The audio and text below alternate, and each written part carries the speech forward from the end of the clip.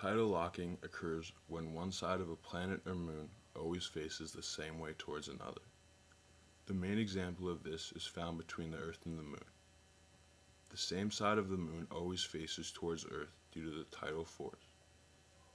The Earth and Moon exert gravitational forces on one another, known as tidal forces or gravitational gradient.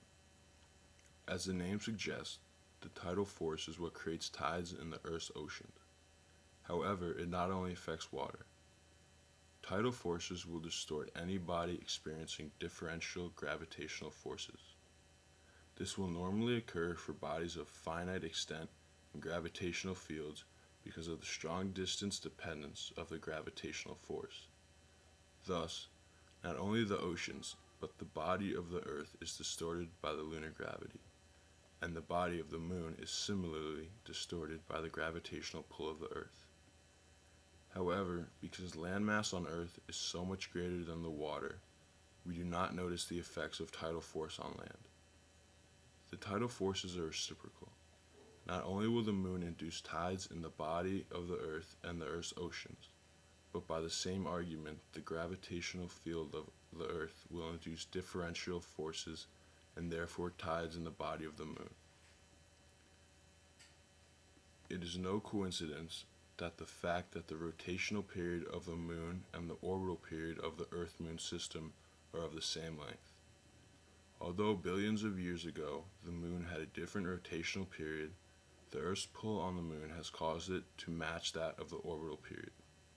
This is because the Earth's gravitational gradient has slowly disfigured the Moon so that it has bulges on its side closest and furthest from the Earth. One can compare it to how tides on the Earth are found on the side closest and the side furthest from the Moon. Because the Moon's rotational period is equal to the Earth and the Moon's orbital period, one side of the Moon is permanently locked in place towards the Earth. A tidally locked body takes just as long to rotate around its own axis as it does to revolve around its partner. This rotation causes one hemisphere constantly to face the partner body. Usually, at any given time, only the satellite is tidally locked around the larger body. But if the difference in mass between the two bodies and their physical separation is small, each may be tidally locked to the other, as is the case between Pluto and Charon. Over time, the Earth's pull on the Moon has taken away some of its orbital momentum, so that today it rotates at the same speeds as Earth's orbit. Because the Earth is bigger than the Moon was the first to become tidally locked.